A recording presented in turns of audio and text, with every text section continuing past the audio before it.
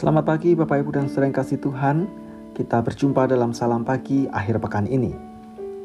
Mari kita akan melanjutkan pembacaan firman Tuhan hari ini di kitab 2 Tawarikh pasal 14. Kita baca ayat 2 sampai ayat 15. Asa melakukan apa yang baik dan yang benar di mata Tuhan Allahnya. Ia menjauhkan mezbah-mezbah asing dan bukit-bukit pengorbanan, memecahkan tugu-tugu berhala dan menghancurkan tiang-tiang berhala. Ia memerintahkan orang Yehuda supaya mereka mencari Tuhan Allah nenek moyang mereka dan mematuhi hukum dan perintah. Ia menjauhkan bukit-bukit pengorbanan dan pedupaan-pedupaan dari segala kota di Yehuda, dan kerajaan pun aman di bawah pemerintahannya. Karena negeri itu aman dan tidak ada yang memeranginya di tahun-tahun itu, ia dapat membangun kota-kota benteng di Yehuda. Tuhan telah mengaruniakan keamanan kepadanya. Katanya kepada orang Yehuda, marilah kita memperkuat kota-kota ini dan mengelilinginya dengan tembok beserta menara-menaranya, pintu-pintunya, dan palang-palangnya.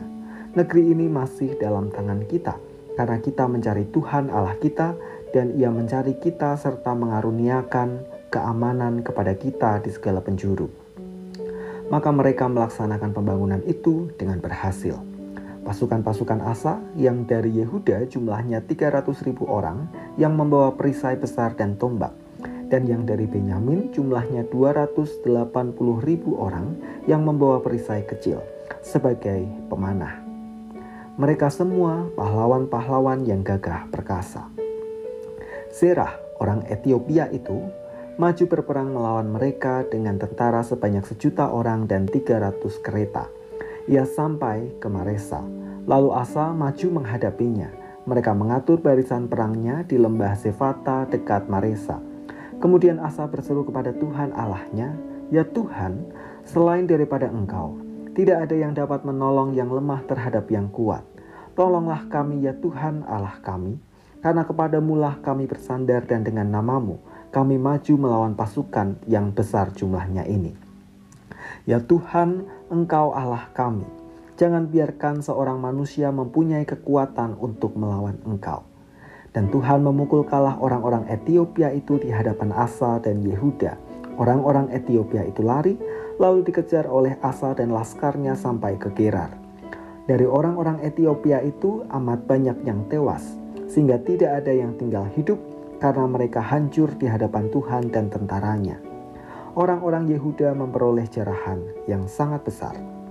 Mereka mengalahkan semua kota di sekeliling Gerar, lalu ketakutan yang dari Tuhan menimpa penduduknya. Mereka menjarahi semua kota itu karena jarahan yang besar terdapat di situ. Tenda-tenda pemilik ternak pun direbut mereka, dan banyak kambing domba dan unta diangkutnya sebagai jarahan, lalu mereka kembali ke Yerusalem. Buah dari hidup benar di mata Tuhan. Asa tercatat sebagai raja yang hidupnya benar di mata Tuhan. Ia melakukan pembaharuan di Yehuda dengan menjauhkan mezbah-mezbah asing, bukit-bukit pengorbanan, tugu-tugu berhala, tiang-tiang berhala, serta memerintahkan bangsanya mencari Tuhan dan menaati hukumnya. Hasilnya, Yehuda hidup dalam situasi yang aman. Tidak terjadi peperangan dalam kurun waktu yang cukup panjang. Di masa aman itu, Yehuda memiliki kesempatan untuk memperkuat kubu pertahanannya. Asa membangun benteng pertahanan agar jika kelak musuh menyerang, Yehuda tetap bertahan. Dan tibalah saat peperangan itu, Zerah dari Etiopia menyerang Yehuda. Mereka bangsa yang cukup kuat dengan pasukan yang sangat besar, meskipun Yehuda sudah memiliki benteng pertahanan yang kuat. Dalam situasi itu Asa menyadari bahwa semua yang ia bangun sebagai pertahanan tidaklah cukup kuat tanpa pertolongan Tuhan. Ia berseru kepada Tuhan. Ia tidak mengandalkan dirinya maupun pasukan dan benteng pertahanannya itu. Dan kita bisa menyaksikan bahwa Tuhanlah yang berperang bagi Yehuda sehingga kemenangan terjadi. Bapak Ibu dan Saudara yang kasih Tuhan, dari sini kita belajar dua hal. Yang pertama, jika kita mengupayakan dengan sungguh-sungguh untuk hidup benar atau beres di hadapan Tuhan, kita akan punya kesempatan dan diberi kesempatan itu oleh Tuhan untuk mengembangkan diri kita. Apa kaitannya?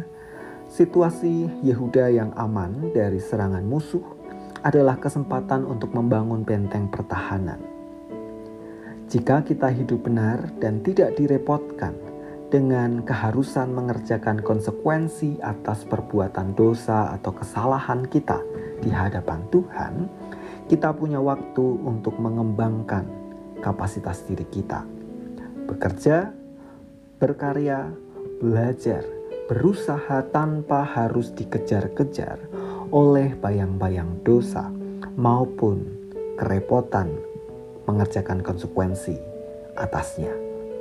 Kita bisa fokus mengerjakan tugas tanggung jawab kita, bahkan mengembangkan diri kita, karena dengan leluasa kita berkarya bersama dengan Tuhan.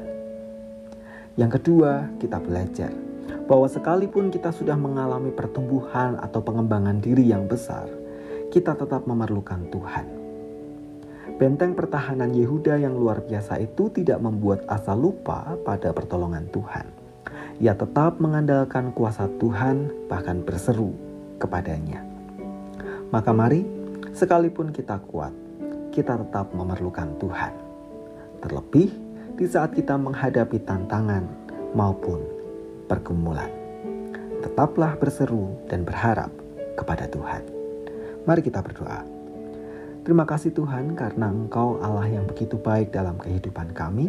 Engkau mengasihi kami dan kasih setiamu mengalir bagi setiap kami yang hidup benar di hadapan-Mu.